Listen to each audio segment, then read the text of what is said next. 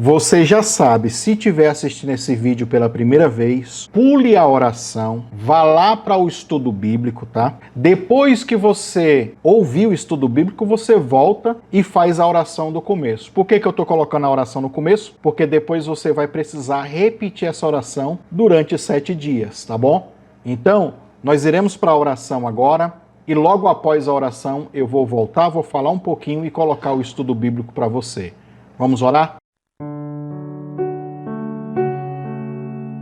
Repita assim comigo, ó. Senhor Jesus, eu entro agora na tua presença, dizendo que o Senhor é bom e a sua misericórdia dura para sempre. Dizendo toda honra e toda glória seja dada ao Senhor. Senhor, é com ações de graça que hoje eu entro na tua presença para te pedir, libera a tua glória sobre a minha vida. Senhor, eu quero estar e permanecer revestido pelo teu poder, por esta glória. Senhor, é esta luz, é esta glória que dissipa as trevas que está em mim ou sobre mim. Eu quero agora te pedir perdão e remover todo o isolante, todo o isolamento, tudo aquilo que atrapalha, que bloqueia o raio da glória, da bênção de Deus me tocar. Iniquidades e pecados por palavras, pensamentos, atitudes, omissões.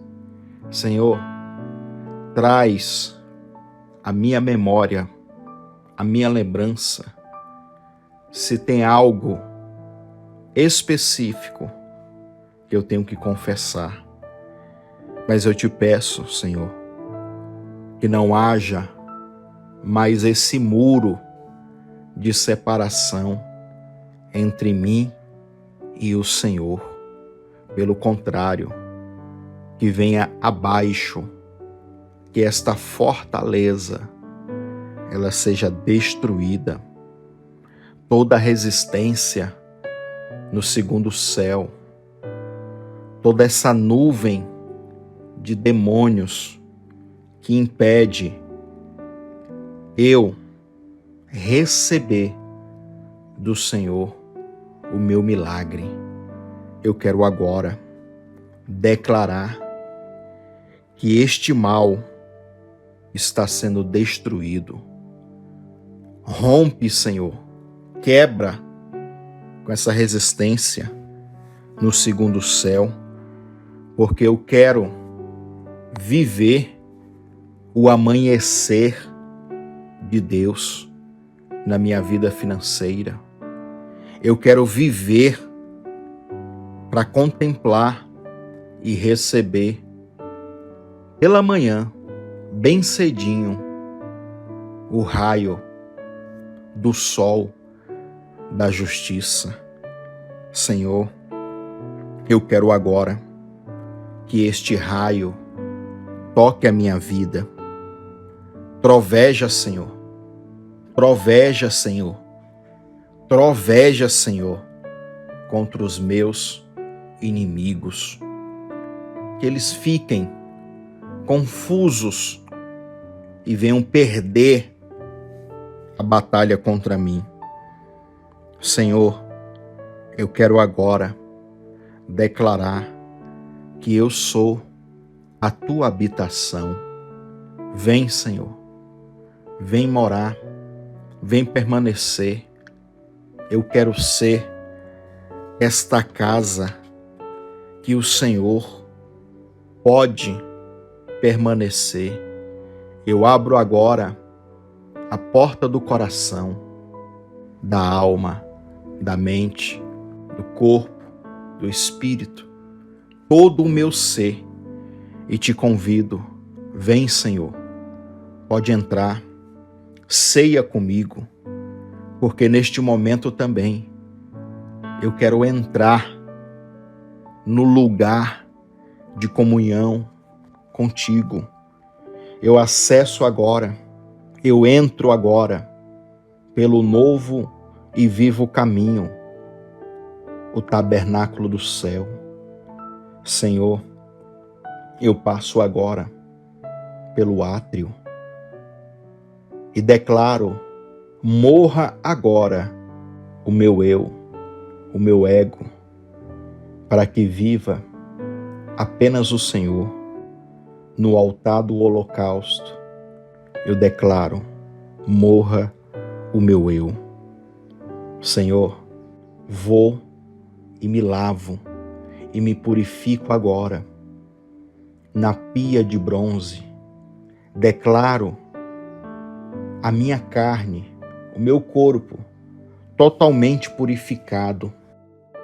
Senhor, ainda no tabernáculo, eu entro neste lugar santo e digo à minha alma: veja, contemple e receba a luz, a revelação da menorá, as 7 chamas, os 7 Espíritos de Deus.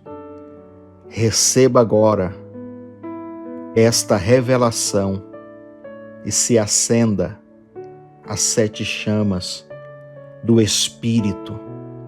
Senhor, dentro deste lugar santo, eu me assento na mesa para comer espiritualmente desta mesa o pão da propiciação, a comunhão íntima, a aliança. Senhor, eu quero agora que, da mesma forma que sobe o incenso, o cheiro da fumaça, que a minha oração, a minha adoração, as minhas ofertas subam agora como cheiro de suavidade.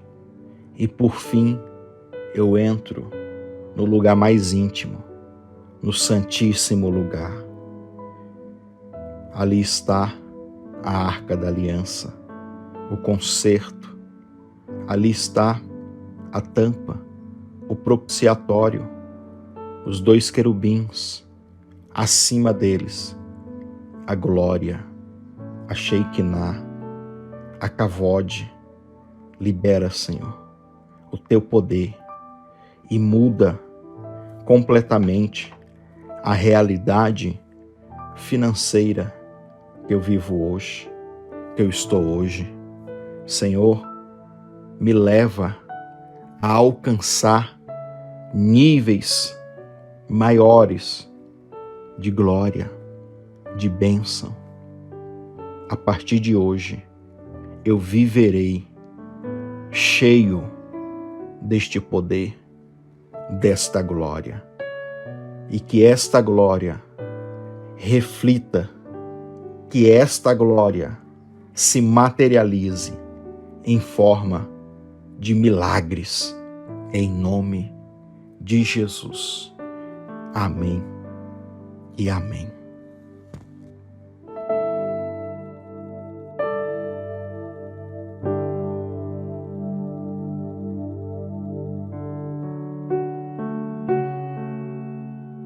Glória a Deus, graça e paz, meu irmão, minha irmã. Já marcou o joinha? Gostei, o like, curtiu o vídeo, compartilhou? Tu compartilha, porque tu sabe que em janeiro eu vou tirar esse vídeo do ar. Na verdade, todos os vídeos, vou tirar todos eles. Sabe por quê? Eu vou te mostrar um exemplo aqui. Olha, veja só essa imagem. Essa imagem vai aparecer em uma dessas aulas que você vai assistir. Eu acho que é a 4ª ou 5ª, não lembro bem. Mas essa imagem é um exemplo do que a IA pode fazer. No momento que eu fiz o curso de Parnassá, que eu coloco na Hotmart. Inclusive, quero agradecer quem adquiriu, quem comprou, nem que for para ajudar a gente, né? Porque está recebendo o curso aqui de graça. Mas lá na Hotmart também, além de ter os vídeos que eu estou passando aqui para você, também tem o quê? As tiras dúvidas. E tem vídeos lá de bate-papo com a primeira turma desse curso que eu fiz, de 2 horas e pouco, virou outras aulas, outras coisas lá. E além disso, também tem os esboços das pregações para você baixar. Então, você vai ver o que eu vou fazer aqui agora,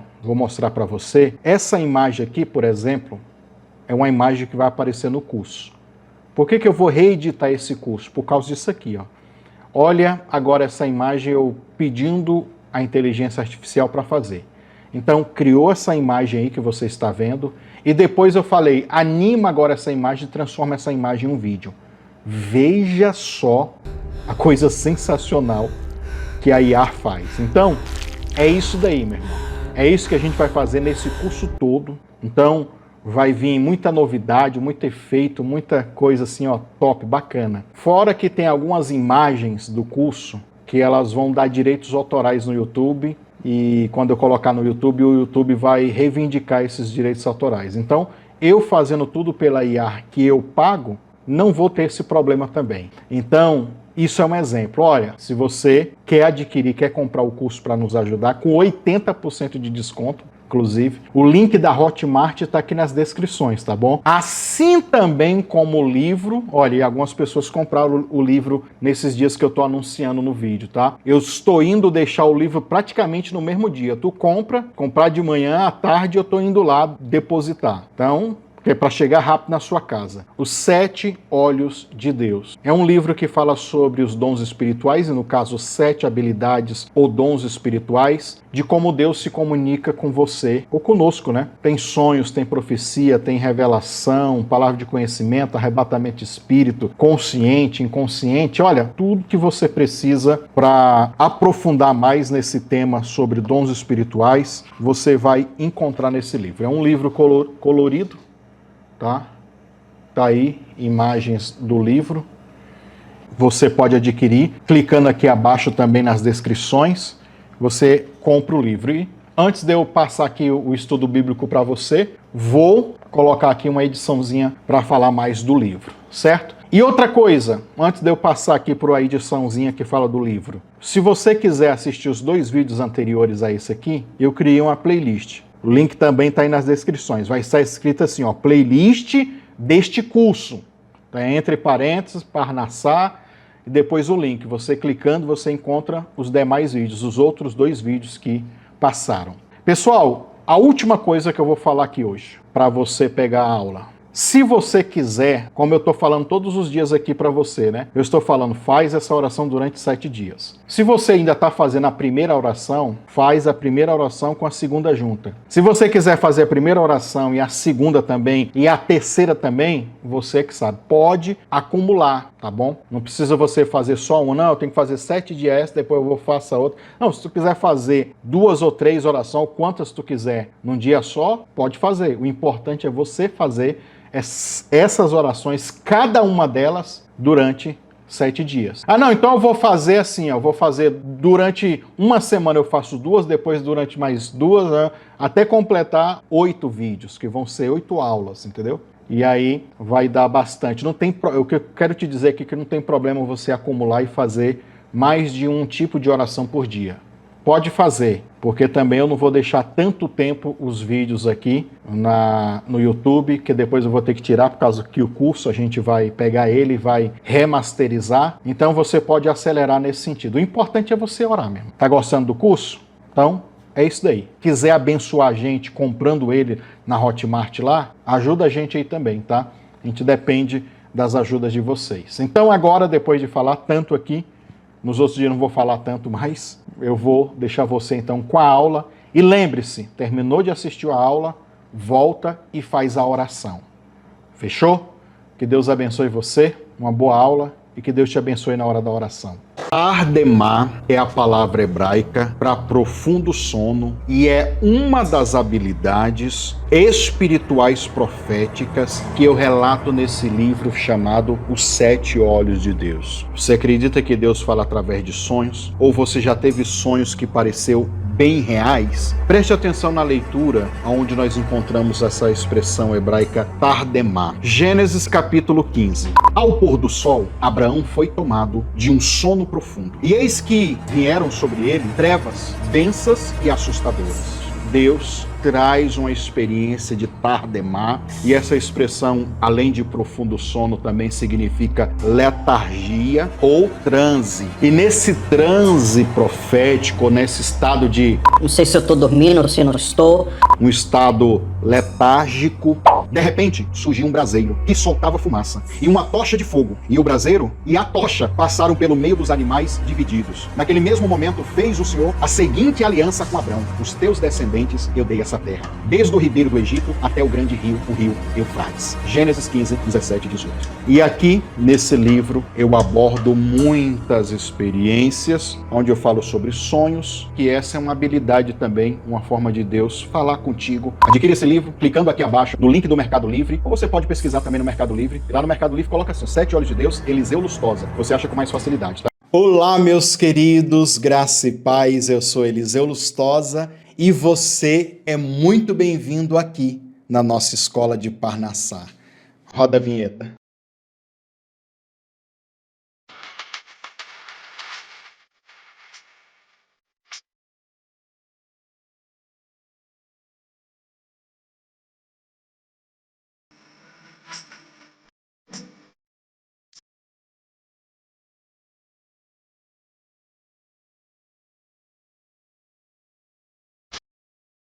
Pois bem, chegamos aqui então à terceira aula. Hoje eu quero tirar uma dúvida de você. Sabe aquela dúvida que você carrega ao longo de muitos anos? Que dúvida? Por que a mulher do fluxo de sangue tocou em Jesus e recebeu o seu milagre? Você lembra dessa passagem bíblica? Jesus parou e disse: olha, alguém me tocou. Os discípulos responderam: mestre, como assim alguém te tocou? Olha a multidão aí que te aperta. Olha a multidão aí que está todo mundo tocando no Senhor e o Senhor vem perguntar quem é que te tocou? Jesus disse o quê? Quem tocou em mim, tocou diferente. Porque eu senti sair de mim o quê? Poder, virtude. O que aconteceu com aquela mulher? Ela foi curada imediatamente. Talvez você já ouviu inúmeras pregações sobre isso. Ah, porque tem gente que toca e não recebe, porque tem gente que toca e recebe.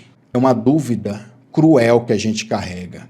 Eu quero falar para vocês hoje, dentro de uma profundidade, que existe coisas que isolam a liberação da glória, a liberação do poder. Por que eu gastei aí quase 2 aulas praticamente para falar para você que você é a luz? Que dentro de você tem um espírito que é a pura glória, pura luz, que inclusive veio da fonte de luz, veio do Pai das luzes, porque é isso que você é. E preste atenção no que eu vou te dizer. Luz tem que se conectar à luz. Olha o entendimento. Se você vê um fio descascado, dando curto-circuito ali, você vai pegar na mão direto aquele fio descascado? Não, hein? Se eu pegar, eu vou tomar um choque tremendo e posso até morrer. O que eu vou fazer? Vou pegar um alicate. Porque o alicate tem uma borracha, é ou não é? Aquele instrumento. E aí, com o alicate, como tem o isolamento, como tem a borracha, a descarga elétrica não vai passar e eu não vou tomar o choque e não vou morrer. Existem coisas na tua vida que são um isolante,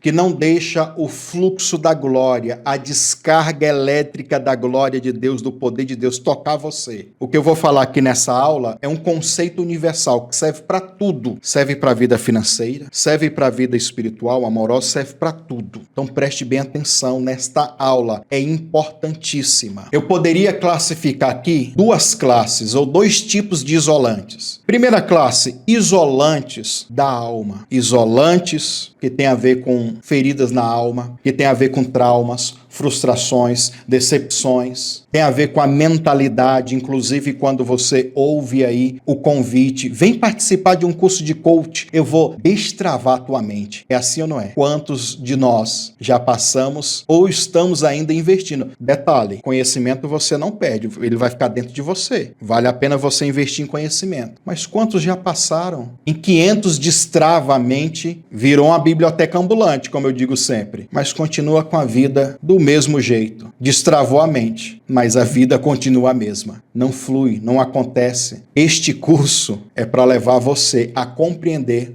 o que está acima disso, além disso, o que está fora do alcance, às vezes, do olhar espiritual desses mestres do coach. E eu não estou dizendo que não vale a pena, vale, tem muitas ferramentas boas, eu só digo que às vezes não é suficiente. Então, poderíamos até futuramente fazer um curso aprofundado de cura interior e libertação e apresentar para as pessoas esses isolantes da alma. Porém, nós iremos tratar aqui de isolantes espirituais. Vai fazer com que você entenda como é o mundo espiritual, como que funciona. A partir do momento que você sabe como funciona, a sua oração, a sua espiritualidade, a sua vida, ela fica melhor, mais inteligente e, com isso, mais precisa. Lembra da primeira aula? A espiritualidade da alma e a espiritualidade do espírito. Daqui para frente a gente vai aprofundar para amadurecer a espiritualidade do espírito que já está pronto. Ainda nessa introdução, antes de entrar no tema da aula, eu quero ler para você, lógico que não vai estar fora do tema, eu quero ler para você Zacarias capítulo 3, versículo 1 e 2. Diz assim, ó: E ele mostrou-me o sumo sacerdote Josué, o qual estava diante do anjo do Senhor. E Satanás também estava lá, estava à sua direita, para impedi-lo, para interpor. São as traduções, tá, irmãos? Mas o Senhor disse a Satanás: O Senhor te repreenda, ó Satanás. Sim, o Senhor que escolheu Jerusalém te repreenda. Sabe o que eu quero desses dois versículos? O final do versículo 2. Olha a pergunta. Falando de Satanás, um tição tirado do fogo ou uma brasa tirada da fogueira? O que acontece quando você tira a brasa da fogueira? Apaga. Estando dentro da fogueira, continua viva aquela brasa quente. Tirou? Foi isso que aconteceu com o diabo e ele perdeu as vestes de glória. Foi isso que aconteceu com o homem e a escuridão o invadiu. Todas as vezes que nós nos afastamos da fonte de poder, da fonte de luz, da fonte de energia, da fonte da glória, temos a tendência natural de apagar, porque somos luz.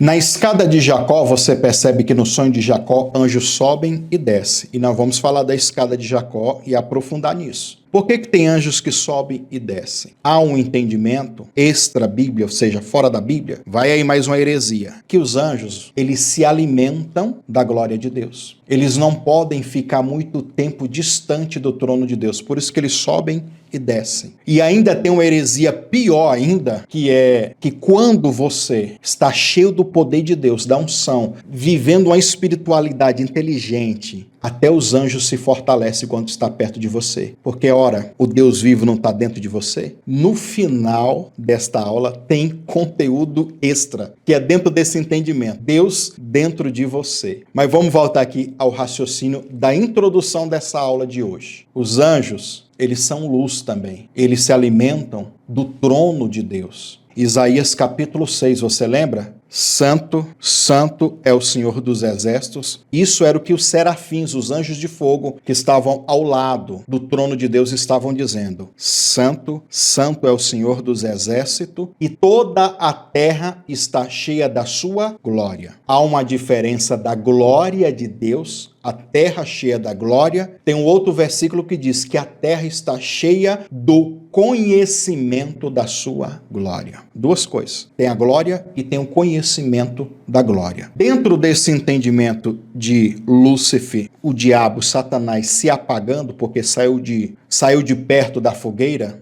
na verdade, ele foi expulso. E aqui em Isaías capítulo 6, os serafins dizendo, santo, santo é o Senhor dos exércitos, e toda a terra está cheia da sua glória. Com essa introdução, nós iremos entrar agora, então, dentro da aula. Qual é o tema de hoje? Um raio de luz. Santo, santo, santo é o Senhor dos exércitos, e toda a terra está cheia da glória, da luz. Vamos lá?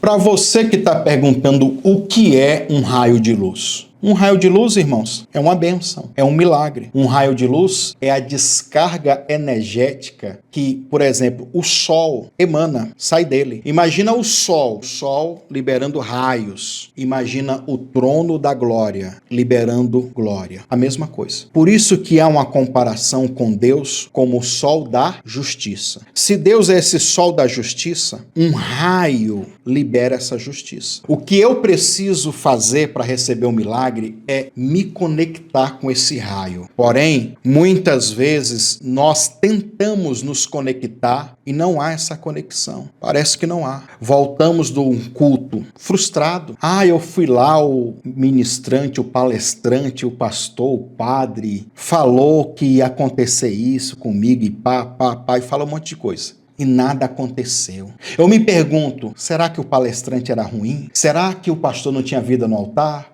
Será que o feiticeiro não deveria invocar um demônio mais forte? Será que o problema estava em mim, no ambiente? Não, estava no vizinho aqui do meu lado de curso que estava enchendo meu saco. Eu fiquei com raiva e já me abusei e tal. Nós temos essa mania de procurar onde está o problema.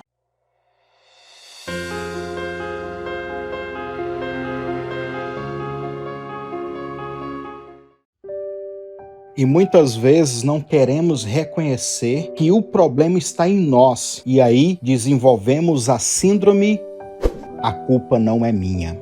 Adão e Eva, quando estavam no jardim e pecaram, o que Adão falou? Senhor, a culpa não é minha. Foi essa mulher que o Senhor me deu. A mulher diz, Senhor, mas a culpa não é minha. Foi a serpente que me enganou. Depois disso, vai evoluindo até chegar ao nível de Caim, a síndrome de vagabundo. Em outras palavras, o vitimismo. Em Gênesis capítulo 4, versículo 13, quando ele tinha acabado de fazer o que fez com seu irmão, ele declara o seguinte: é maior a minha maldade que a que possa ser perdoada? Olha só o vitimismo. Ele não vê que a culpa é dele e está nele. Ele diz no versículo 14 o seguinte: eis que hoje tu me lanças, falando para Deus, tu me lanças da face da terra. Olha o vitimismo. E da tua face me esconderei e serei um fugitivo. Eu sou um vítima, um coitado. Serei um fugitivo na terra. E será que todo aquele que me achar vai me matar. Você percebe que ele não reconhece o seu erro e por ele não reconhecer, não há arrependimento para que através do arrependimento Deus o transforme e o restaure. Não, ele apresenta um comportamento vitimista. Dentro do hebraico existem algumas palavras que são traduzidas na Bíblia em português para perdoar. E um dos exemplos é esse daqui de Caim, em Gênesis capítulo 4, versículo 13, que ele fala o seguinte: a minha maldade é tão grande que ela não possa ser perdoada. Então essa palavra aí, perdoar, se a gente lê uma outra tradução da Bíblia, por exemplo, a King James atualizada, você vê que essa frase já muda lá, porque eles se aproximaram mais do original. Lá ele declara o seguinte: o meu castigo é maior do que eu posso suportar. Então essa palavra perdoar aí, que é usada, não é que está errado, está certo. Se traduz como perdoar e se traduz como também suportar. Aí criamos um conceito sobre perdão no entendimento hebraico. A palavra hebraica aqui é a palavra nasa, que significa em português também levantar, significa aceitar. Preste atenção nessa palavra, nessa tradução, aceitar. Significa também avançar e a capacidade de sofrer, ou seja, de aguentar um sofrimento. E olha só como é interessante isso daqui. Todo mundo que tem um pecado, que leva consigo um problema, um erro, ele está suportando ou levando ou aguentando uma carga. Você se pergunta como que cria uma conexão entre maldade, iniquidade, pecado e levar a carga. Na tradução da King James, como eu disse para você, Caim ele declarou o seguinte: o meu castigo é maior do que eu possa suportar. E realmente, o castigo do pecado, só quem conseguiu suportar foi Jesus. Ele é tipificado na figura do bode Azazel, que levava para o deserto a carga dos pecados e iniquidades que o sacerdote, pela imposição de mão, transferia para aquele bode. Jesus, ele não só perdoa pecados, como ele tira a carga pesada que nós levamos dos erros, das falhas, dos pecados, das iniquidades e toda a maldição. Mas é a partir do momento que nós reconhecemos e dizemos para ele o seguinte: Senhor, eu não consigo levar essa carga, toma ela de mim, leva ela, eu não quero mais ela. E a sociedade, a cada dia que passa, em todos os países, se torna mais ateísta. Eles estão continuamente criando discursos e narrativas, dizendo para as pessoas: olha, se aceite, você é a si mesmo, é a sua natureza, fazendo com que as pessoas aceitem essa natureza adâmica, fadada a carregar este fardo de pecado que o próprio Jesus quer remover. Porém, como eles não têm essa revelação de Cristo levando, carregando este fardo, tirando de sobre as pessoas, eles continuam escravos. Porém, muitas dessas pessoas já procuraram a igreja cristã, e encontraram lá líderes religiosos, PhDs na teologia e nas doutrinas humanas, que já estão sofrendo o esfriamento espiritual há muito tempo. Olham apenas para o natural, não há mais vida no espírito, não há mais uma espiritualidade transcendente, sobrenatural, apenas dogmas e doutrinas e liturgias chatas e rabugentas que só servem de paliativo para algum problema. Quando eles não têm uma resposta para uma situação espiritual mais complicada, eles vão dizer para as pessoas o seguinte: olha, aceita também que essa é a vontade de Deus. Você está doente? É a vontade de Deus. Você não prospera financeiramente? É porque Deus não tem riqueza e prosperidade para você. E assim muitos já entraram num processo de amargura com Deus, esfriamento e sucessivamente morte espiritual. E é bom você estar aqui nesse curso, porque eu quero tentar te ajudar aqui.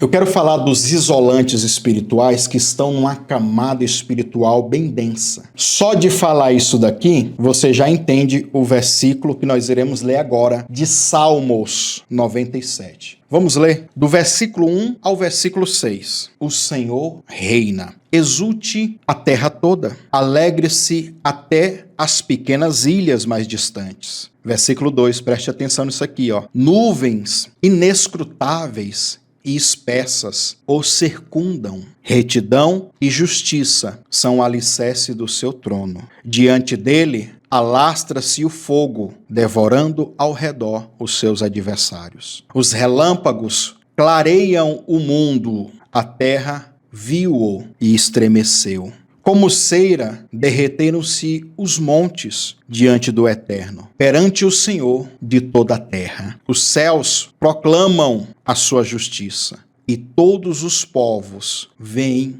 a sua glória. Ficou bem claro aqui já, né? Com essa dinâmica que eu falei para vocês do sol. Em outras traduções, como na João Almeida, essa é a King James. Na João Almeida diz assim, ó, nuvens e escuridão. Nuvens e escuridão estão ao redor do trono de Deus. O que são essas nuvens espessas? O que são essas nuvens densas ou esta escuridão? Para você entender melhor, nós iremos entrar aqui rapidinho dentro do conceito do primeiro, segundo e terceiro céu. Talvez você que já está aqui já está careca de saber disso. Mas eu tenho que falar assim mesmo, porque pode ser que tenha alguém no curso que não entende ainda.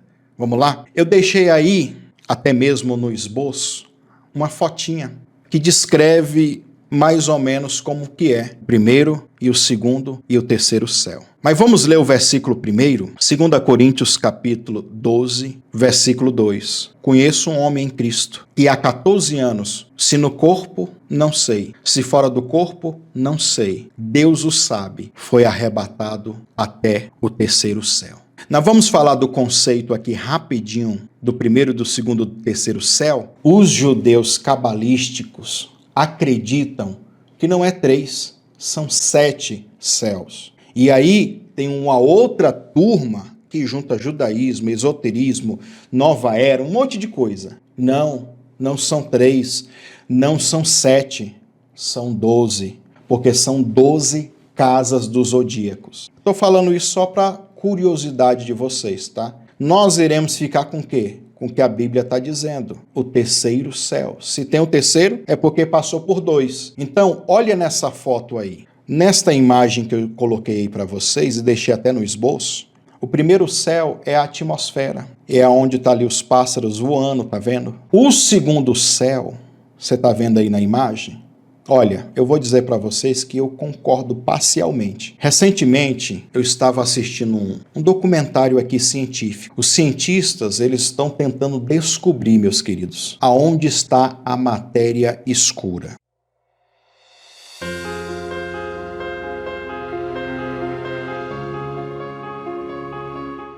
O nosso universo é fantástico. Ele é realmente um lugar fascinante, cheio de fenômenos bizarros e coisas que parecem terem vindo de contos de terror. Nós temos buracos negros devorando estrelas inteiras em segundos, estrelas explodindo com energia o suficiente para serem vistas através de galáxias inteiras e até delicadas nuvens de poeira estelar que a qualquer momento podem se colapsar e formar novas estrelas e, quem sabe, no futuro, planetas com vida. O nosso universo é de certa forma colorido. Não importa em qual frequência do espectro você olhe, ele estará brilhando. Mas tudo que nós vemos, tudo que conhecemos como o nosso universo, todas as cores, todas as frequências, todos os buracos negros e todas as estrelas, não são nem 4% de tudo que existe. Nós estamos no escuro. Ou melhor, estamos imersos em matéria escura. Você provavelmente ouviu falar em matéria escura em algum momento. Ela soa como algo exótico, que não entendemos direito. E é exatamente isso. A matéria escura não é uma coisa em específico, mas sim o apelido dado para um dos problemas abertos mais intrigantes da física. O problema começa nos céus. Quando olhamos para uma galáxia e usamos a luz das suas estrelas para avaliar a sua massa total, nós obtemos um valor. Mas quando olhamos para a mesma galáxia e usamos outro método que não dependa da luz para avaliar a sua massa, nós obtemos um valor de 5 a 6 vezes maior. No caso da galáxia de Andrômeda, a massa visível é por volta de 250 bilhões de massas solares. Mas a massa total verdadeira é de cerca de 1,5 trilhão de massas solares. Essa diferença entre a massa que podemos ver e a massa total vale para a maior parte das galáxias que nós podemos observar. Então temos um padrão claro. A maior parte da matéria do universo não está visível. E é essa matéria oculta que nós chamamos de matéria escura, justamente porque não podemos vê-la. Então o que é essa matéria escura? A resposta certa por hora é: nós não sabemos. Tudo que existe, tudo que possa ser visto, tudo que possa ser detectado, partículas, das maiores às menores, e tem muitas já que eles descobriram, todas elas vieram, ou surgiram, ou foram criadas, feitas de uma tal matéria escura. É uma coisa que eles sabem que existe, porém não conseguem provar porque não tem como detectar. Aonde está? Como que atua? Como que é? Inclusive foi o que criou o Big Bang. O Big Bang foi essa explosão, também tem a ver com isso.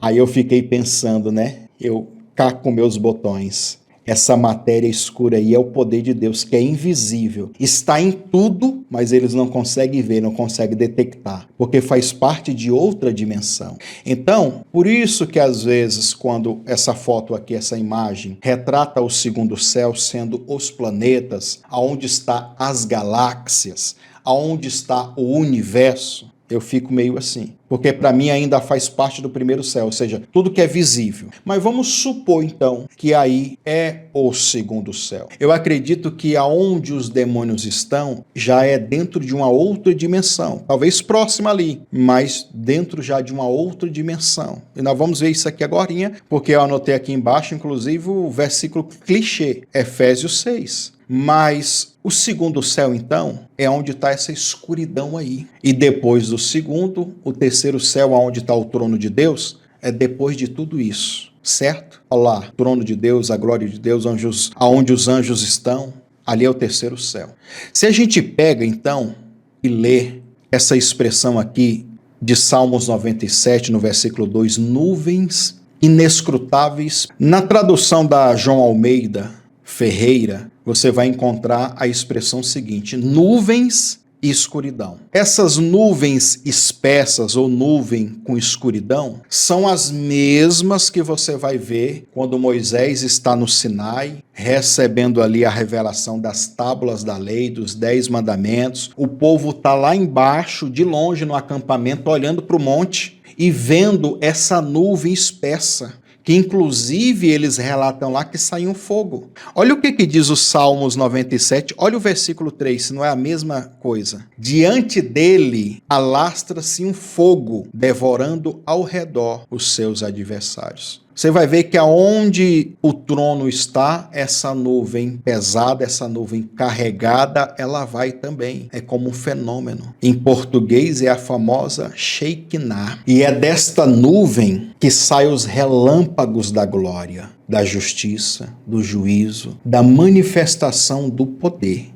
Então, dentro desse entendimento aqui, tudo que você precisa para receber um milagre é ser atingido por um raio desse. Um raio que cura, um raio que prospera, um raio que liberta, um raio que transforma. Porém, como eu coloquei aí em Efésios 6, versículo 12, a batalha espiritual. Principados, potestades, hortes infernais da maldade. Aonde eles estão? Isso aqui você está careca de ouvir. Nos lugares celestiais. Tem uma expressão que chama lugar intermediário.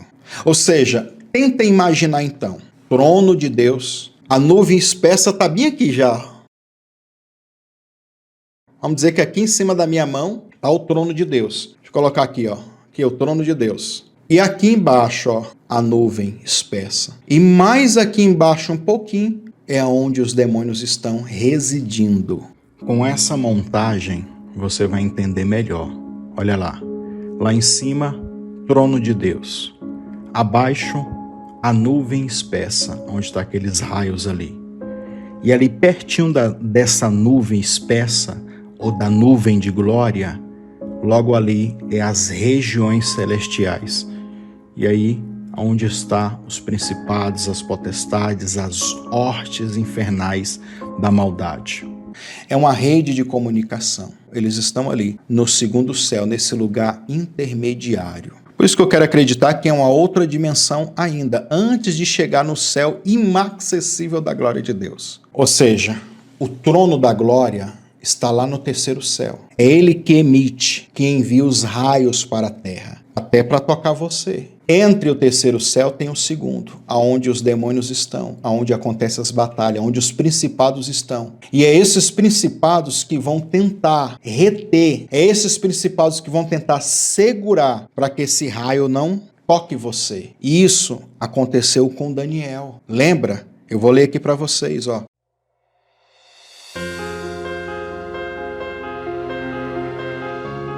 Daniel 10, versículo 12. O anjo chegou para Daniel e disse assim, ó, então me disse, não temas, Daniel, porque desde o primeiro dia em que aplicaste o teu coração a compreender e a humilhar-se perante o teu Deus, são ouvidas as tuas palavras, e eu vim por causa das tuas palavras. Quem é? É o anjo do Senhor, o anjo Gabriel. Daniel começa a orar na terra, as palavras dele chegam lá, atravessa todas essas camadas e chega ao trono de Deus. Em resposta, Deus envia o anjo, ok? Quando o anjo vem trazendo a resposta, acontece uma interferência. E essa interferência, o versículo 13 de Daniel 10 vai responder. Mas o príncipe do reino da Pérsia me resistiu 21 dias. Inclusive foi o tempo que Daniel ficou orando e jejuando. Mas o anjo tinha dito, desde o primeiro dia que tu orou, eu ouvi. A resposta só demorou porque eles me seguraram aqui. É desta camada, é deste isolante que nós vamos compreender e aprofundar mais. A pergunta é, os demônios em si mesmo, eles têm força, eles têm poder, eles têm capacidade para reter esse raio, para segurar a minha bênção? Por que que acontece? Por que que a minha vida não muda? Por que que não flui?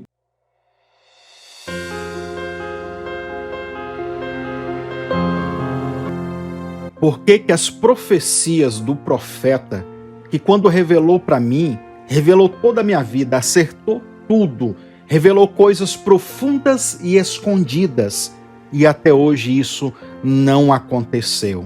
Porque o dom de palavra de conhecimento, revelação ou uma profecia é apenas uma ferramenta, meu querido e minha querida, para, no meio da batalha, você estar um passo à frente. A profecia, normalmente, segundo o apóstolo Paulo, ela serve para encorajar as pessoas não desanimar daquilo que querem. Até mesmo as profecias e as revelações, elas passam por esse crivo da batalha espiritual. Olha o que Paulo diz para Timóteo em relação às profecias que foram lançadas na vida dele.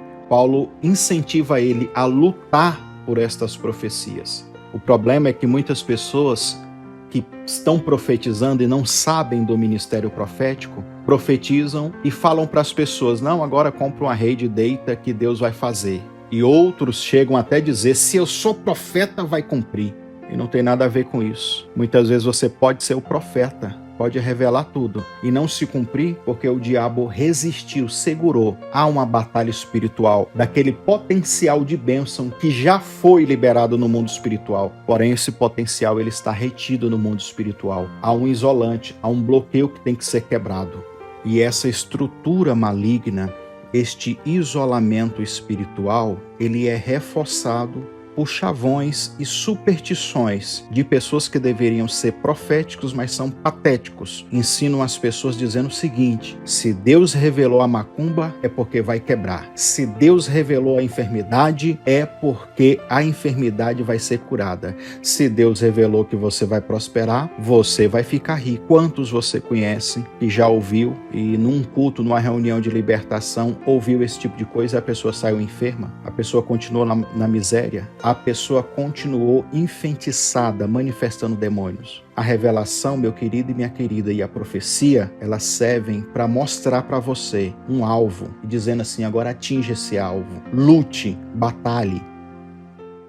E como você está entendendo aqui de Daniel, não é que Deus não está ouvindo a sua oração. E às vezes não é que Deus não liberou a sua bênção, o seu milagre. É porque está retido no mundo espiritual. Os demônios seguraram. E por que os demônios seguraram? Por que eles têm legalidade, autoridade para segurar? É neste ponto que eu quero te falar.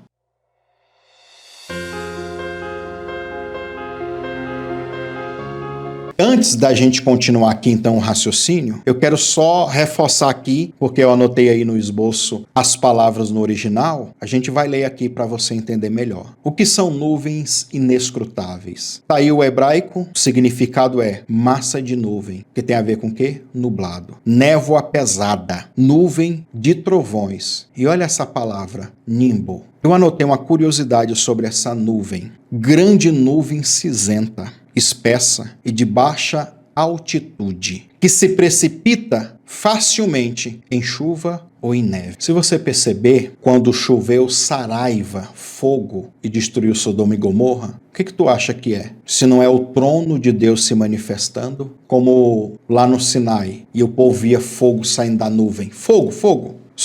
Só que ali não era para um juízo, é para dar uma revelação. A saraiva que choveu para destruir a cidade como forma de juízo foi a própria nuvem espessa que aonde o trono vai, ela vai também, liberando poder e materializando em forma dessa chuva de fogo, chuva ácida, né? Essa nuvem também é chamada de nimbo. O que significa o nimbo? O nimbo é o disco ou círculo luminoso que cinge a cabeça das imagens de Cristo ou dos santos. Já viu? Vou colocar uma para você ver aí. Que na antiguidade cingia a cabeça dos imperadores romanos. Isso tem um significado espiritual. É uma espécie de coroa, um poder, uma luz que emana, coroas espirituais. E aí é um outro assunto. Então, se você vê o nimbo em volta do trono, é basicamente dizer que Deus está coroado de poder e de glória. Eu até coloquei o versículo 11 do Salmos 97 para você aí. A luz amanhece para o justo e para os corações retos o júbilo. Eu coloquei só uma palavra, amanhecer. A luz amanhece. que é a luz amanhece? A palavra amanhecer é a palavra Zara, inclusive é o nome daquela loja, né? Bem conhecida aí. Significa semear, espalhar, dar luz, frutificar, florescer. No hebraico mais antigo, princesa. Ou seja, a luz do amanhecer, a luz para o justo, é o brilho que vai até você, que faz espalhar a glória, que dá à luz a bênção, que faz você frutificar, florescer e coroar, porque tem a ver com princesa. Então é essa luz, é essa glória que sai dessa nuvem espessa, que sai do trono de Deus, que toca você, e você que é espírito também, que é luz também, recebe essa descarga de poder, é curado, é liberto, é próspero, é livre. O dinheiro, meu querido, a riqueza, a fortuna, tudo é um raio de glória.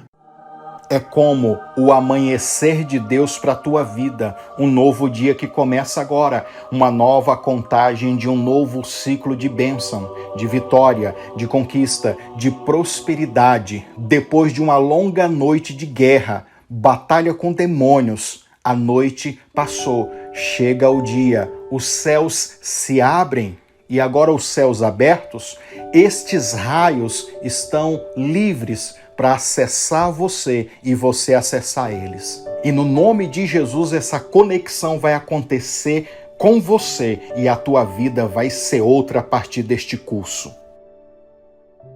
O que nós devemos fazer é nos conectar com os raios de glória que estão emanando do trono de Deus, que vibram numa frequência financeira. Por isso que você ouve expressões fluxo financeiro, energia financeira. E o nosso próximo ponto aqui é liberando os raios da nuvem de Deus. Vamos lá?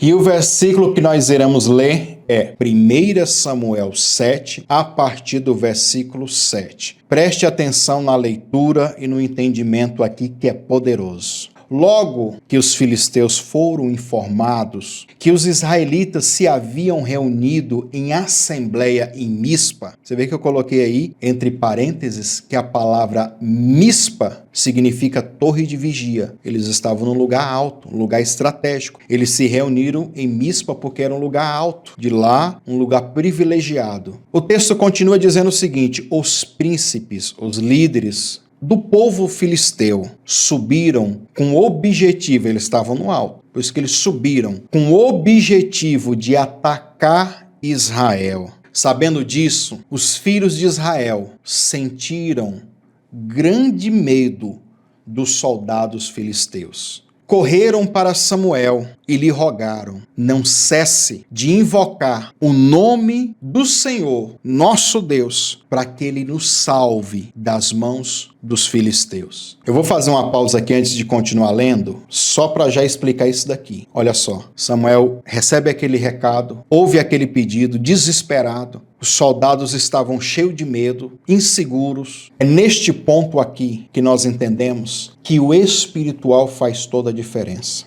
Que por mais que você tenha habilidades, que por mais que você seja bom naquilo, muitas vezes acontece o que aconteceu com eles aqui. Você se sente inseguro, você se sente com medo. E por mais que nós tenhamos muita confiança, não quer dizer também que vai dar certo. Tem muita gente muito confiante e está dando tudo errado. Ou seja, o mundo espiritual, ele tem segredos que quando a gente sabe usá-los, o mundo espiritual se volta ao nosso favor. Eles tinham habilidade, eram soldados, mas eles estavam com medo do inimigo. E quem é que não sente medo? Quem é que não tem um medo de alguma coisa? De fracassar, de perder, de não dar certo? Porque talvez já perdeu muitas vezes. Olha que eles vão batalhar como soldados, humanamente. E o profeta Samuel é o profeta que vai batalhar espiritualmente. Batalhar espiritualmente não anula você batalhar fisicamente. Tem muitas pessoas que acham que o milagre vai acontecer só por causa da oração. Não é. É oração, é estratégia junto com ação. Eles deveriam ir sim batalhar, lutar, morrendo de medo, se cagando nas calças. Vão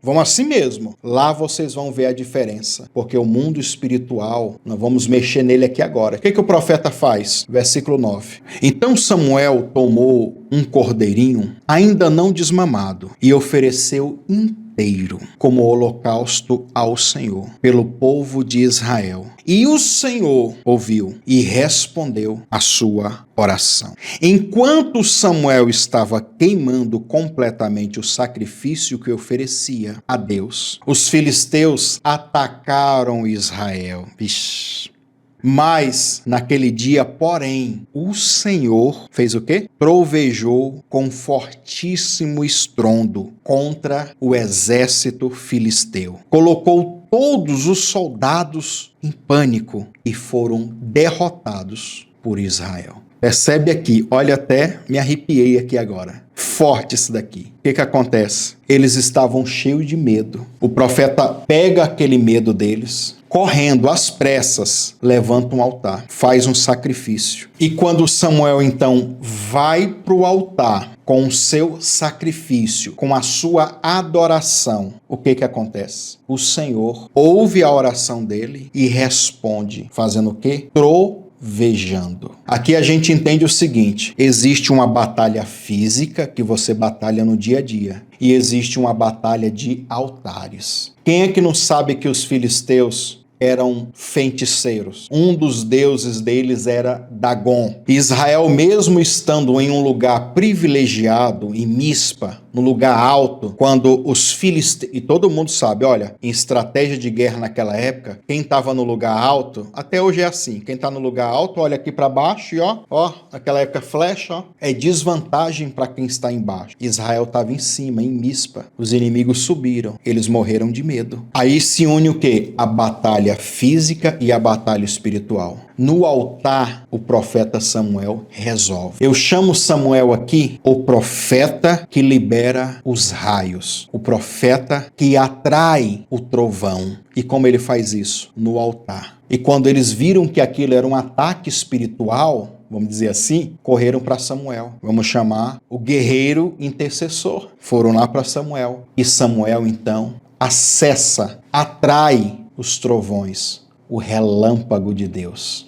E é interessante aqui que nessa passagem, o medo que o povo de Deus estava foi transferido, foi passado para eles. A Bíblia diz então que quando Samuel ali sacrificando, que Deus ouve e responde ele, olha o que o texto diz: e o Senhor trovejou fortíssimo com estrondo contra o exército filisteu. A pergunta que eu te faço é, isso é lógico, inclusive. Se houve um estrondo e eles estavam ali perto porque iam brigar, talvez o povo, o exército de Israel não ouviu o mesmo estrondo, não ouviu o mesmo trovejar. E por que só os filisteus ficaram perturbados? E que tipo de estrondo é esse? E que tipo de som que os israelitas não ouviram, mas os filisteus ouviram e ficaram perturbados? Será que foi uma frequência de som diferente? O mundo espiritual é assim. Eu não disse para vocês os cientistas que estão descobrindo partículas e partículas menores e menores ao longo que eles vão estudando? Existem frequências de som que só se ouve espiritualmente. Aquele som do trovejar de Deus foi captado pelo espírito daqueles homens filisteus. E isso somatizou na alma deles em forma de medo. E a Bíblia diz que eles entraram em pânico. Um estrondo. Imagina eles em pânico, confuso, perturbado. Agora, e o cara fica, meu Deus, perturbado. Aí tá distraído, o cara vem com a espada, mata todo mundo. Olha o que significa trovejou no original. Raã, irritar, significa rugir. Inclusive eu coloquei aqui, ó, 1 Crônicas 16:32. Quando o mar ruge, né? Ruge o mar. O sentido figurado dessa palavra trovejou significa ficar violentamente agitado. Tem a ver também com tilindar das espadas. Essa é forte, aí eu coloquei linguagem de guerra. O que é o tilindar das espadas? Eu vou entrar em guerra e ó...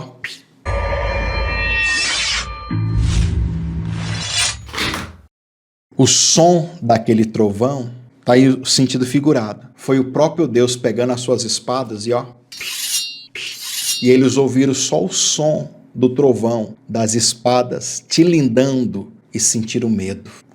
Ouviram, meu Deus, o que é isso? Sabe quando a gente ouve um rosnado de um cachorro, você, meu Deus do céu, você já sente aquele medo? O medo deles foram tanto que eles ficaram em pânico, o tilindar das espadas. O profeta vai para o altar, faz Deus trovejar. Então nós entendemos aqui que fazer Deus trovejar é o quê? Deus se irritou. Olha aí a palavra no original. Deus rugiu. Talvez eles ouviram o som de um rugido. O rugido do leão da tribo de Judá. Olha aí, irmãos.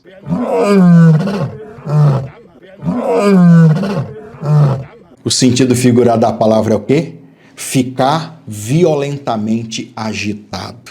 Se o profeta Samuel não faz aquilo, não vai para o altar, não sacrifica, não guerreia no altar, não faz essa luta, essa guerra de altares, o povo tinha morrido, perdido a batalha, a guerra. Deus não tinha reagido, não tinha sido agitado com violência. A diferença é saber como fazer isso nos dias de hoje. Eu coloquei uma frase aí. Enquanto você não estiver trovejando de raiva, de fúria, pegando as espadas e tilindando também contra o espírito da derrota financeira, você vai continuar sendo derrotado. Se eles não tomam aquela atitude de guerrear no altar, de saber que existem batalhas que são aparentemente físicas, o pano de fundo é espiritual, são coisas espirituais. Enquanto a gente não souber usar essas estratégias, essas ferramentas espirituais, vamos continuar confuso. Mas e aí, Deus? Mas e aí? Eu lhe pergunto, se o Samuel, o profeta, não tivesse feito aquilo, haveria resposta? Eu coloquei aí também, o intervalo do som do trovão. O raio, quando ele é liberado, ele corta, ou seja, ultrapassa a barreira do som. Pois a velocidade que ele corre nos céus é mais rápido do que a velocidade do som. Quem é que não sabe disso, né? Devido a isso, sempre que vemos um raio nos céus, você vê ali,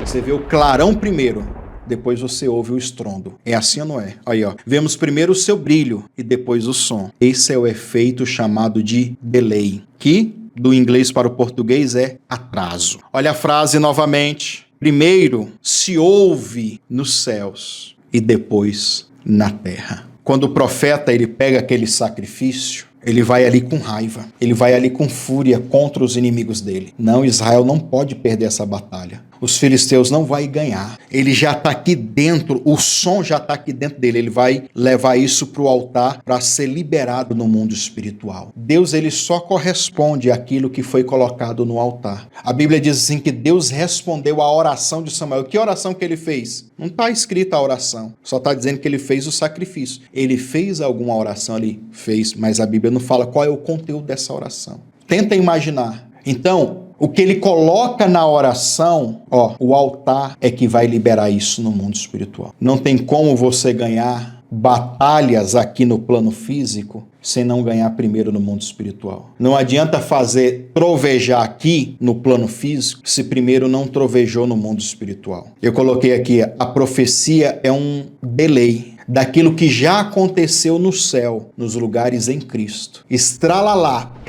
depois aparece na terra, se manifesta na terra. Deus fala no céu e depois fala na terra.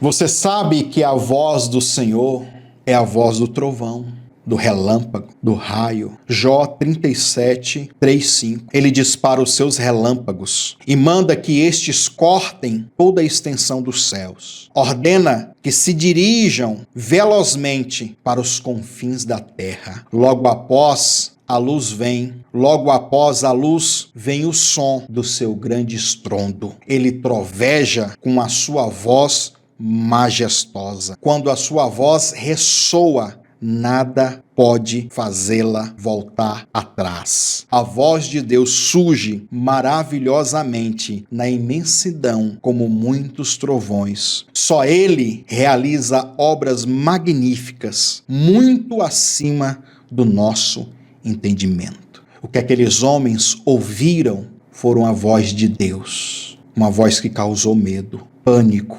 Eu quero que você imagine os demônios vendo esse estrondo no mundo espiritual. Por que você acha que o diabo crê que se estremece? Porque ele sabe o poder e a capacidade de Deus. Vamos então para mais um tópico. Por que as bênçãos então não te alcançam? Eu coloquei aqui Deuteronômio 28:2, versículo bem conhecido, que diz o seguinte: todas essas bênçãos virão sobre ti e te alcançarão quando ouvires a voz do Senhor, teu Deus. Então nós temos aqui o significado de virão.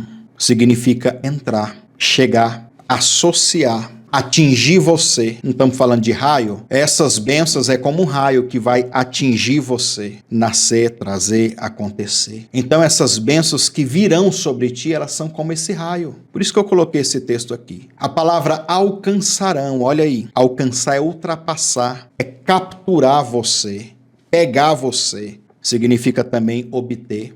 Alcançar significa também prosperar. Nossa, eu alcancei tal coisa. Recuperar é algo que vai durar e também significa encontrar. Esses raios, eles vão ser liberados. Eles vão ser associados com você. Eles vão atingir você e você vai capturar a bênção. Você vai obter a bênção. Você vai prosperar na bênção. Coloquei aí dinâmica da luz.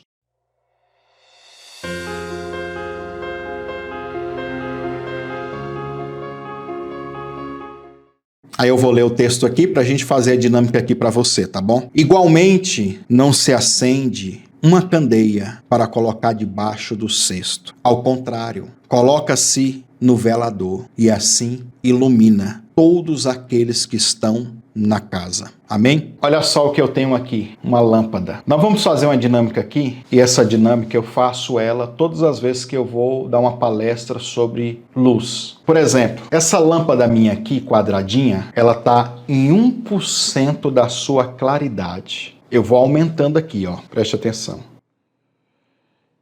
Ó. 10%, tá vendo? Ó. Vou aumentar mais. Tá aumentando. 76%, ó. Pronto. Ela tá agora 100% da sua potência. Mas olha aí, eu vou ficar aqui distante e esperar a câmera apagar. Pessoal, e além da lâmpada, eu desliguei ela aqui para mostrar para você que eu tenho aqui também uma E-Sharp. Chique, né? Por que eu peguei ela? Porque olha aqui, ela é fina. Tá vendo, ó? Na luz, ó, no branco aqui, ó. Tá vendo? Então, eu vou fazer uma dinâmica aqui de camadas de trevas sobre a luz. Então, essa é a dinâmica da luz. Eu vou ligar ela aqui novamente no máximo dela. E vou colocando camadas, tá bom? O que representa essa E-Sharp aqui? Ó, tá vendo? Uma camada. Essa E-Sharp preta representa os pecados e as iniquidades. Representa os demônios, representa as trevas. Ó, ela representa a morte espiritual. A morte espiritual é as trevas. Então, uma camada eu coloco aqui e ainda dá para você ver a luz, não dá? Então nós temos aqui uma camada. Aí eu falo assim, não, vou colocar mais uma camada de pecado. Coloquei. Então, nós temos aqui agora 2 camadas. Aí eu falo assim, não, põe mais. Aí eu vou dobrar. Agora nós temos 4 camadas, ok? Ainda dá para enxergar. Aí nós vamos colocando camadas, ó, e mais camadas em cima. Eu te pergunto agora, dá para você enxergar alguma coisa? Dá para a luz brilhar? Eu tenho uma outra luz aqui em cima da câmera. Imagina que você é essa lâmpada aqui, que está coberta de trevas, coberta de pecados. E aqui em cima tem um outro brilho, que era luz e luz para se encontrar. Ó, é a bênção que tinha que te atingir, só que você está coberto de pecados e de iniquidades. O que aconteceu? Aí você vai lembrar do começo da aula, o isolante.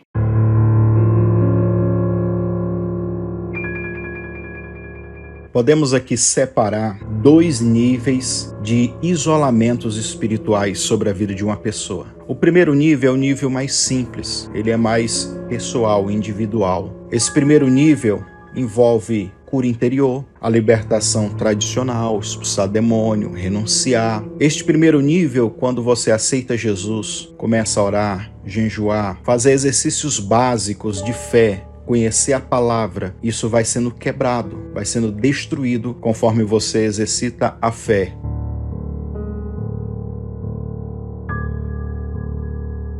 O segundo nível não se trata mais de uma libertação individual, mas uma libertação coletiva, uma libertação de uma família, de uma cidade, de um país até mesmo. O segundo nível já não é mais uma batalha no corpo, na sua mente, já é uma batalha no cosmo, nos lugares celestiais. O segundo nível, pecados e iniquidades geracionais, que é o que nós iremos estudar na próxima aula. Pecados geracionais que vêm de geração em geração, criaram esse isolamento, criaram essa barreira, essa camada grossa, que é conhecida também como fortaleza espiritual. E essa batalha, você só vence ela quando você sabe aonde tem que atingir com a glória. Você só vence ela quando você aprende a abrir os céus e romper com essa estrutura maligna no cosmo.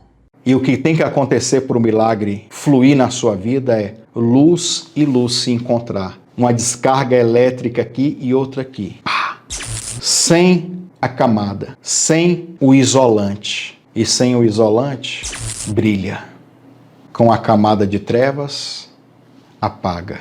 Essa é chamada de morte espiritual. A primeira aula nós falamos do quê? A luz era vida nos homens. Como que uma pessoa morre espiritualmente? São camadas e camadas de pecado e de iniquidade até a pessoa ficar apagada. Apagou. Essa echarpe não faz parte de uma vestimenta? As vestes de trevas sobre um corpo de luz apaga a luz. Você consegue entender? E aí, às vezes, quando as bênçãos vêm se conectar, não consegue. Aí, às vezes, tem pessoas que estão num nível de camada de trevas tão terrível, e aí vem você que tem um nível de luz e ora. Vamos supor que aqui é a cabeça da pessoa. Você tem um nível de glória, de luz dentro de você. Você começa a orar. O nível de trevas aqui está tão alto que o seu nível de luz bate aqui e não consegue quebrar. Você está entendendo? Porque há um isolamento aqui. Isso é forte, meu querido. Aí eu coloquei para vocês aí o quê? Isaías 59:2. Um versículo muito conhecido de todo mundo. Mas as vossas iniquidades fazem o quê? Separação entre vós e o vosso Deus. Os vossos pecados encobrem o vosso rosto, para que não o ouça. A palavra iniquidade é Avon no hebraico. Inclusive é o nome daquela marca de cosmético, tá? É o mesmo nome lá. Significa maldade, perversão, injustiça. Vem do termo de avar, que significa distorcer, perverter, contaminar, misturar, desfigurar, tudo que é ruim. Só para você entender o que é um pecado, o que é uma iniquidade, o que é uma transgressão. Tem esse conceito também. Pecado é aquilo que você pratica, fez de errado uma vez e nunca mais fez. Talvez se arrependeu, não fez mais. O pecado é aquilo que às vezes você nem sabia que era pecado e fez no tempo da sua ignorância, mas agora você não faz mais, ok? Transgressão é o quê? É um nível acima. É um pecado também? É um erro. Mas é um erro consciente. Eu sei que é pecado e vou lá e faço. Eu sei que furar o sinal vermelho da multa, eu vou lá e furo o sinal vermelho com o meu carro, com o meu veículo. Eu sei que é errado, mas vou lá e faço. Isso é chamado de transgressão na Bíblia. A iniquidade é esses dois aqui juntos, em um nível pior. É um pecado, muitas vezes você sabe que é errado, mas você não está nem aí. Pior, você não quer se arrepender. Em alguns casos você tem prazer Nossa, é muito bom. Eu não quero abandonar isso. Eu não quero deixar isso. Se torna um vício, uma compulsão. Nas aulas que nós fazemos da Escola de Ativação Profética, tem uma apostila enorme só para falar do conceito de iniquidade. Dá muito mais aulas do que esse curso aqui, só para falar de níveis de iniquidade, só para você ter a noção. Mas a iniquidade é isso. E a iniquidade é o pecado cíclico e comportamental. Como falamos muito sobre identidade, para você ter a ideia, o poder da iniquidade, dentro deste entendimento sobre a identidade espiritual, sabe o que a iniquidade faz? A iniquidade faz um rei. Nós não falamos de vestes de realeza? A iniquidade faz um rei virar, se tornar, se transformar em um mendigo. É como se já fizesse parte da essência da pessoa. A iniquidade e ele é uma coisa só. A pessoa já não tem mais arrependimento, já não sente mais nada, para ele é comum. Olha o que significa a palavra separação. Badal, dividir, partição, retirar, distinção. Olha o sentido figurado, tanto que é top. É isso que eu acabei de fazer na dinâmica com vocês aqui. O sentido figurado da palavra separação é criar uma divisória. Aí eu coloquei aí o quê? Um muro. Não, eu vou dividir aqui, ó. Colocar o quê? Um isolamento. Por isso que a luz que vem da glória como uma bênção não toca você, porque tem uma divisória, porque tem um muro, porque tem algo que divide você de Deus. Também significa tornar diferente, cortar ou fazer em pedaços, mudar, substituir. Tem a ver com tudo isso. Eu coloquei a morte espiritual. A condenação é essa. Olha o que é a morte espiritual. Olha o que é a condenação. Que a luz veio ao mundo e os homens amaram mais as trevas do que a luz, porque as suas obras eram más. Apocalipse 20:14. E a morte e o inferno foram lançados no lago de fogo. E essa é o quê? A segunda morte. Inclusive, deixa eu fazer só um pequeno comentário aqui para enriquecer mais o seu conhecimento. Então Deus vai pegar a morte e vai pegar todo o inferno e vai jogar em um outro lugar, que é pior, que é o lago de fogo, que inclusive foi feito para o diabo e para os seus demônios, que é bem pior do que o inferno. Lá, o Satanás, o demônio, o falso profeta, a besta, o anticristo e todos os que foram vão sofrer muito, irmãos. Pois é, poucos sabem que o diabo vai sofrer também. Eu anotei aqui João 1, 4 e 5, versículo inclusive que a gente já leu na aula anterior, porém não aprofundamos, né? Como nós estamos falando de treva e de luz, o texto diz assim, ó: nele estava a vida, e a vida era a luz dos homens. E a luz resplandeceu nas trevas, mas as trevas não a venceram. Eu vou colocar aqui de novo, pronto, aí a luz, de novo. Explicar agora esse versículo com essa luz. A luz é a vida, é o nosso espírito, está dentro de nós, ok? É o Espírito Santo, é a glória, é a nossa intimidade com Deus. Quanto mais intimidade, quanto mais conectado ao trono que emana luz também, mais eu estou cheio da luz. Por isso, deixa eu explicar algo aqui para vocês, por isso que tem pessoas que dizem assim, pastor, a sua oração parece que é mais forte do que a do outro. Tem isso mesmo, irmão? Tem. Porque tem pessoas que têm mais unção. O que é essa unção? Essa unção é níveis de glória, é níveis de luz. E como que eu obtenho mais níveis de luz? Com mais conexão com Deus. E não é só conexões de orar e de jejuar, é com inteligência também. É saber atrair esses raios como o profeta Samuel. É porque eu não quis aprofundar, mas ali eu te dei uma revelação poderosa. Mas nas próximas aulas nós vamos aprender o conceito de abrir os céus. Foi o que o profeta Samuel fez, ele abriu os céus. Preste atenção, quanto mais você se conecta a esse trono de luz que emana glória, raios direto, mais cheio da luz e cheio da glória você é. Amém? As trevas não venceram. Catalombano. O que significa? As trevas não agarrou, não prendeu, não se apropriou, não ultrapassou, não pegou. E tem também um ainda que diz assim, as trevas não conseguiram prender.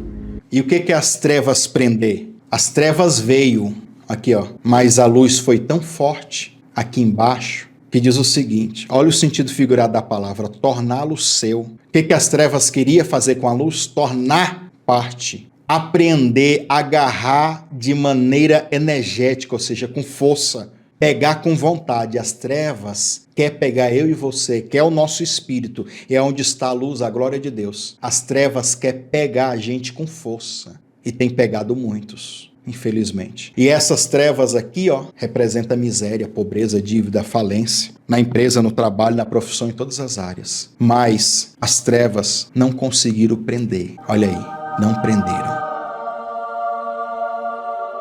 E por que não prenderam? Por que não segurou? Sabe por quê? Porque a luz resplandece nas trevas. A luz dissipa as trevas. Porém, muitas vezes você está lutando com trevas muito mais intensas do que o nível de luz que tem dentro de você. Mas existem mecanismos espirituais, existem formas espirituais de nós adquirirmos uma luz extra. Uma liberação maior. Foi o que Samuel fez. E agora eu quero dar para vocês aqui um conteúdo extra. Roda uma vinhetinha aí.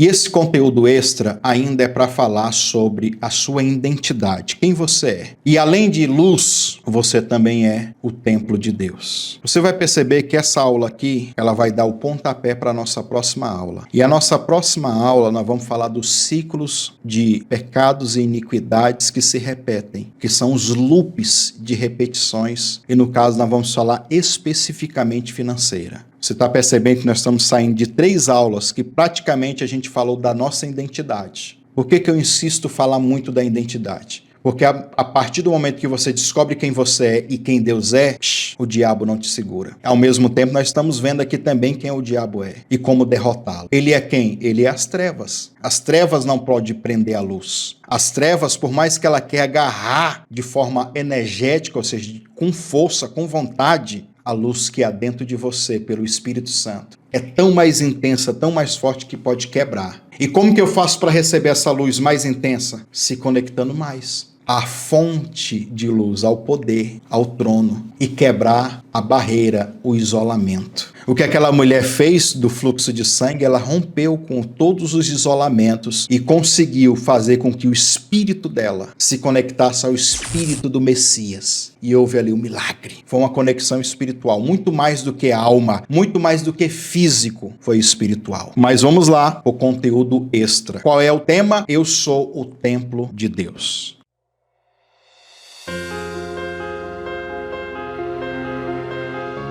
Paulo vai dizer o seguinte, 1 Coríntios capítulo 6, versículo 18 ao 20. Vamos lá? Fugir da fornicação. Todo o pecado que o homem comete é fora do corpo, mas o que fornica peca contra o seu próprio corpo. Não sabeis que o vosso corpo é templo do Espírito Santo e que Deus habita em vós? Proveniente de Deus, e que não sois de vós mesmos, ou seja, vocês são de Deus, o corpo de vocês é de Deus, porque fostes comprados por um bom preço. Glorificai, pois, a Deus no vosso corpo, no vosso espírito, os quais pertencem a Deus. Vamos lá? Eu anotei aqui a expressão fora. Ele diz fora do corpo, né? É uma preposição que diz além, é no exterior. O pecado da fornicação é no corpo, ele atinge fisicamente também. A pessoa chega assim para mim, eu menti. Não é pecado? É, mas é um pecado fora do corpo. Como se fosse um pecado na dimensão da alma. Você mentiu, não, menti. Fora do corpo. A fornicação, que é a prostituição, em todos os sentidos de prostituição sexual, é um pecado no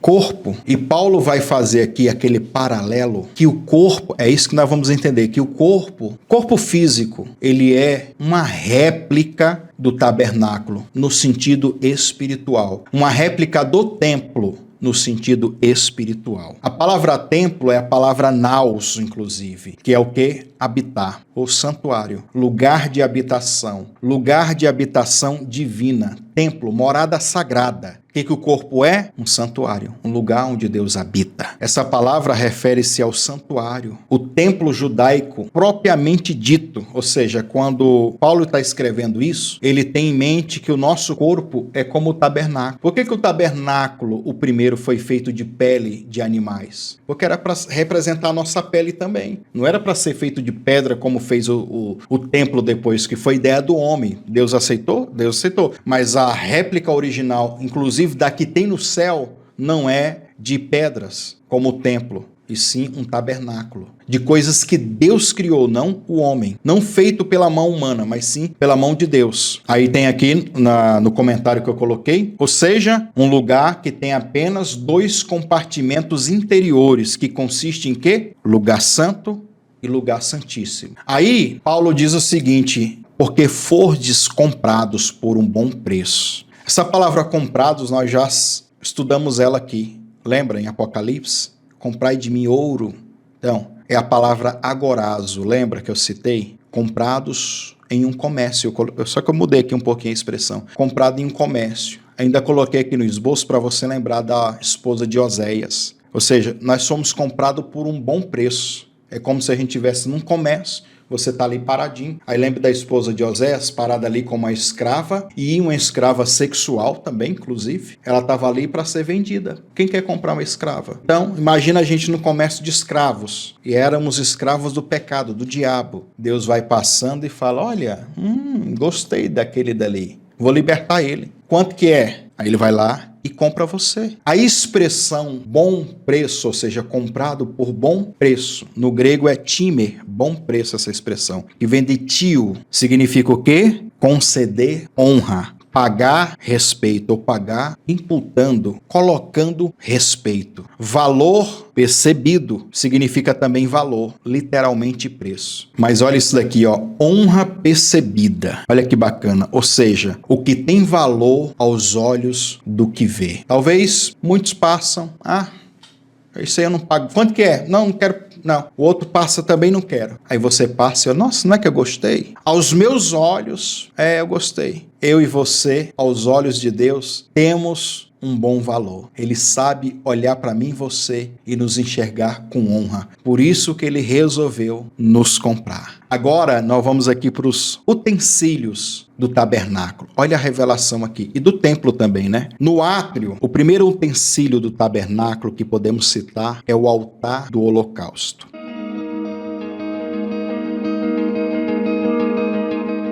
Átrio representa a carne. Átrio, lugar santo e lugar santíssimo. Corpo, alma e espírito. Pegou? Então preste atenção. Você é isso daqui. Você é o tabernáculo. A primeira coisa que, então, nós tínhamos acesso no tabernáculo, ali de fora, na entrada do tabernáculo, na tenda, na porta da tenda, também sucessivamente depois no templo, o primeiro utensílio era o altar do holocausto, conhecido também como altar de bronze. Ficava próximo à entrada do átrio, posicionado em frente do tabernáculo. O altar possuía 4 pontas ou 4 chifres, sobre os quais era aspergido o sangue do sacrifício dos animais que eram oferecidos no altar. Aí tem a referência bíblica.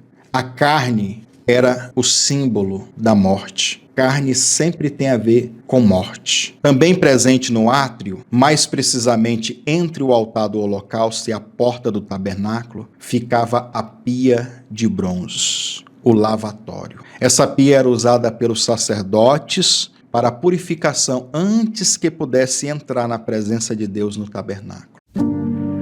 Eu quero que você se lembre que o propósito do culto, da cerimônia, do ritual do sacerdote no tabernáculo, o objetivo era o quê? Chegar até o Santo dos Santos, aonde a glória de Deus se manifesta e aonde ele vai ver Deus face a face, que é a dimensão do Espírito, a representação do terceiro céu. Para isso, ele passa então no átrio. Tem 2 lugares que ele vai parar. Primeiramente, no altar do sacrifício, o altar do holocausto. Ele vai ali sacrificar sua carne, as vontades da carne. Você consegue entender isso? Logo após, ele se dirige à pia para se purificar, para se lavar. O átrio, então, representa a carne, as vontades da carne que tem que ser sacrificadas, elas têm que ser mortas e depois você se purifica do resquício, da sujeira que sobra. E tanto o fogo como a água também são dois elementos de purificação. Então, ainda na dimensão da carne, do corpo físico, nós temos a pia, a água, a purificação, o batismo. Vós sois limpos pela palavra. Nós temos a libertação. Quer entrar na dimensão do espírito, lá no lugar santíssimo, faz esse mesmo processo aqui do sacerdote. Mata a sua carne lá no altar de bronze, se lava nas águas do batismo, nas águas da palavra e vai continuando. Vamos continuar aqui? Aí agora nós temos o outro compartimento, o lugar santo. O tabernáculo era dividido internamente em dois ambientes, lugar santo e o santo dos santos, ou o lugar santíssimo.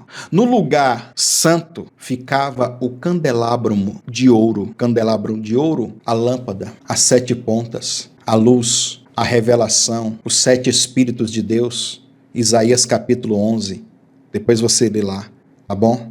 A mesa dos pães da propiciação, 12 pães. Inclusive nós vamos ler aqui, 12 pães. Pães é o quê? O corpo, a comunhão, ok? Os 12 representando as 12 tribos de Israel. Pão sempre tem a ver com a comunhão. E o altar do incenso. O que se fazia no altar do incenso? O que representa o incenso? Oração e adoração. Significa também a minhá. A minhá é a oração da tarde, a oração do incenso. Então, na dimensão da alma, tem que ter a revelação, candelabro, luz, chamado de menorá, né? Tem que ter a comunhão com Deus na alma, na dimensão da alma, os pães da apropriação. E tem que ter a adoração. E aí eu vou atravessando. Eu vou pular aqui, depois você lê, tá? Aí aqui vai explicar mais sobre as coisas aí. Eu vou lá pro lugar santíssimo. Você lê aí no seu esboço, pra gente ir para a parte final. Lugar santíssimo, havia o quê? A arca da aliança, a arca do testemunho. Sobre a arca do testemunho propiciatório, que eu fiz questão de colocar aí no esboço, carporete. Palavra essa que vem do termo carfá ou carpá, que significa cobertura, e foi literalmente a tampa de ouro sólida sobre a arca da aliança que ficava no lugar santo, no tabernáculo. Mishkan é a palavra hebraica para tabernáculo. Essa palavra, irmão,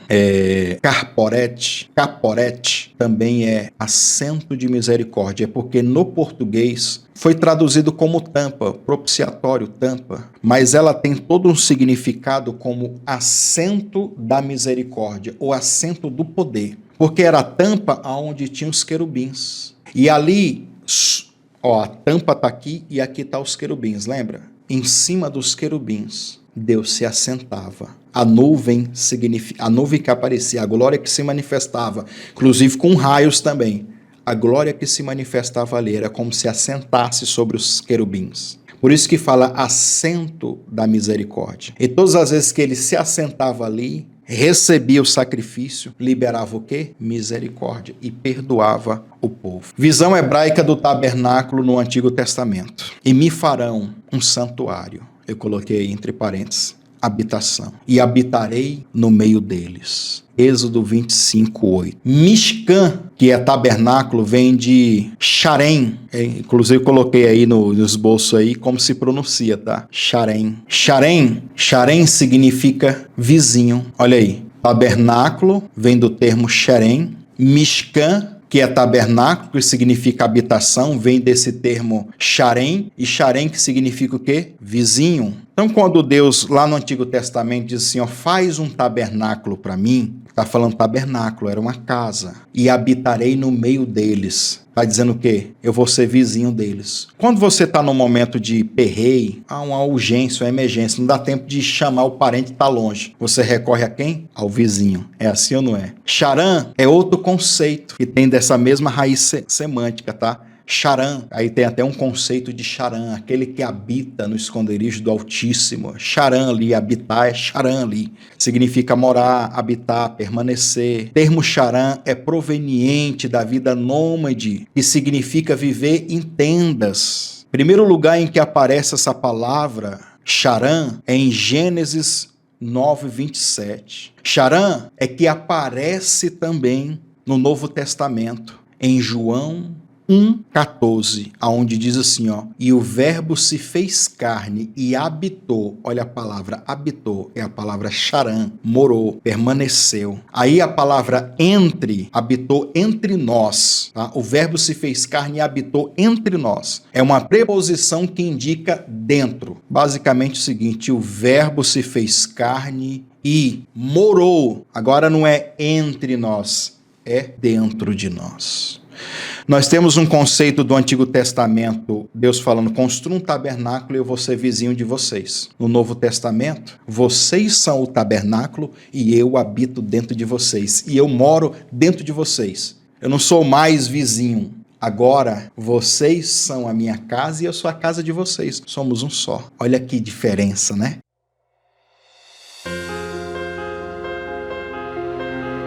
Pois bem, vamos aqui para o último entendimento dessa aula sobre corpo, alma e espírito. Iremos usar o exemplo da azeitona. Eu te faço uma pergunta. De onde se extrai o azeite da azeitona? E é claro que eu sei que você sabe. Pois bem, vamos entender melhor? A primeira parte da azeitona é a casca, representando aqui o corpo, o exterior, o que está por fora, a aparência. A segunda parte é chamado de polpa. Os nordestinos no Brasil, eu aprendi assim, que é a carne do fruto. É a parte mais deliciosa, mais gostosa, né? E é justamente isso mesmo. A alma é que traz para mim e para você todas essas sensações de prazer. Envolve sentimentos, emoções e pensamentos. A terceira e última parte é a parte dura, não é verdade? É o caroço. Porém, o azeite não é o caroço. É o que está dentro, invisível do caroço. O Santíssimo Lugar não era o Espírito, mas é onde estava o Espírito. O caroço não é o Espírito, é aonde está o Espírito, dentro dessa simbologia aqui. Eu vou mostrar um vídeo para você aqui, que eu gravei lá em Israel, na nossa última viagem para Israel. Inclusive, se você quiser ir para Israel comigo, conosco, com a nossa caravana, entre em contato com a agência, pergunta a eles quando é que será a próxima caravana e vamos, para você aprender mais coisas lá. Você pode entrar em contato com eles através do WhatsApp, que vai aparecer na sua tela quando esse vídeo da explicação do azeite for reproduzido. Vai aparecer o número da nossa agência, tá bom? Entre em contato com eles. E nessa explicação você vai poder ver como se extrai o azeite. E repare para um detalhe, o azeite mais puro é o primeiro. Era esse que ia para o candelabro. É esse que iria ser usado lá pelos sacerdotes. É o mais puro. E para extrair esse azeite, você vai ver o que é que acontece com a azeitona. Vamos lá? É? Podem entrar, não fiquem com medo do burrico, não. aqui eu gostei. לפני שקיבלתי Terapistas. מה? רפואה סינית. רפואה סינית. Ok, aqui a gente está vendo uma réplica do lagar de azeitonas. Da prensa. E aqui a prensa ela é feita em duas etapas. Aqui a gente vai ver a primeira etapa. אז פה מוחצים, כן, זורקים את הזיתים לתוך Como ele está mostrando pra gente, se joga as azeitonas aqui. והחמור שקשור הוא בעצם הולך מסביב. O burrico que está amarrado a essa pedra, ele vai começar a andar em volta. ואתם רואים את האבן העגולה הענקית הזאת בעצם מוחצת את הזיתים. עכשיו אתם תראו. E agora vocês vão ver essa pedra enorme, pesada. Ela vai amassar as... Ó, estão ouvindo o barulho? אתם שומעים איך זיתים נמחצים, ואז לאחר מכן את כל לא יודע, את המילה, דייסה הזאת של שמן, מים וזית בעצם שמים בתוך הסלים המיוחדים האלה. Depois que a oliva que é amassada, eles pegam toda essa massa junta e botam dentro desses tipos de cestos. Isso é réplica, bediu como é exatamente assim era, gente. Botava aqui dentro. Toda essa massa que era amassada, botava aqui dentro. וכשיש לנו בערך 9-10 כאלה, אנחנו שמים אותם בצד השני של המבנה. Quando tem uns 10, juntam uns 10, 9, 10 desses, a gente bota todos empilhados ali na outra parte dessa estrutura, e a gente vai para lá para ver a segunda parte, segunda etapa. Aqui, quem consegue ver, aqui dispõe-se as cestas cheias da massa que foi prensada ali. Bota aqui uma em cima da outra. Lembrem que ali a massa é composta de tudo, da azeitona, do caroço e do líquido. Tudo vem para cá. ואז הכל זה זורם למיכל שיש מתחת לאדמה. Tudo isso, מים יחד עם שמן. todo o líquido, aqui é prensado, né? אבל רגע, אריאל, פה יש פרס, לא? תכף אני אסביר על רק שמים וזה נוזל? וזה נוזל. Ok, simplesmente quando... Pessoal, simplesmente quando são dispostas as cestas uma em cima da outra, já começa a escorrer o líquido, certo? Então esse líquido escorre para esse buraco aqui. Ken? Ainda não ativamos nenhum tipo de pressão em cima disso. Só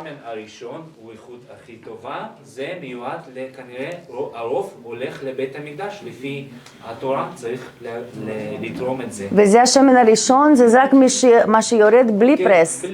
בלי פרס. Pessoal, lembra que a gente falou da primeira extração do óleo? Então, a primeira extração do óleo é feita sem nenhuma pressão. Essa é a primeira extração do óleo.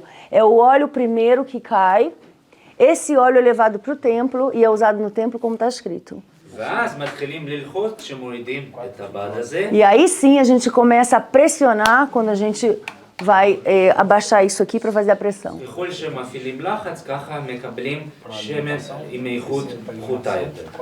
Quanto mais pressão a gente ativa, o óleo é de menos qualidade. הפרס השני, השמן השני, הוא הולך לקוסמטיקה, רפואה, אוכל. שזה הפרס הראשון בעצם. הפרס. הפרס פיזית, כן, השמן השני. השמן השני. A primeira pressão, que é o segundo óleo, a segunda extração, onde a gente vai fazer a primeira pressão, esse óleo vai para medicina, remédios, cosmética, אוכל, comida. ואז הפרס השלישי, שכבר מפעילים פה את הברגים ומנסים להרים את האבנים הענקיות האלה, עושים את הפרס השני בעצם, אבל זה שמן שלישי. Ok, é a segunda pressão, mas o terceiro óleo, né? Porque no primeiro não tinha pressão. וזה הולך לאן? זה הולך כבר, איכות הכי גרועה, הולך רק ללמפס. Ok, o terceiro press, a terceira extração vem para as lamparinas, para iluminar. והמקום הזה lugar. נקרא גת שמנים. אתם יכולים בבקשה להגיד גת שמנים. Ok, esse lugar se chama Gat Shmanim. Vocês podem pronunciar Shmanim?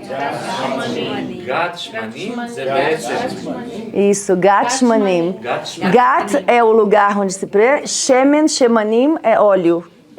Óleos. וזה מאוד דומה לגתסמני. E o que lembra? Getsemani, אז jardim da igreja. אנחנו רואים שישוע הוא היה כמו זית שנמחץ בגת שמנים. Ele diz que, então, nós vemos por isso que Jesus era como a oliva, como zait, como uma oliva que foi prensada בגתסמני. לוקאס אומר שהוא היה אולי תחת כזה לחץ, גם אולי מנטלי, פסיכולוגי, שהוא בעצם, העשייה שלו הפכה לטיפות של דם. ככה לוקאס. Lucas diz que Jesus estava numa agonia tão grande, numa pressão tão grande, que o suor dele era como sangue. ואז, כמו שבאותה תקופה היו מקבלים 3 סוגים של שמן, 3 פעמים, כן? היה פה ייצור, וככה 3 פעמים ישוע התפלל בגת שמנים. Como aqui o óleo era extraído em 3 vezes, em 3 pressões, da mesma forma, Jesus, Jesus rezou, orou 3 vezes em Getsemane.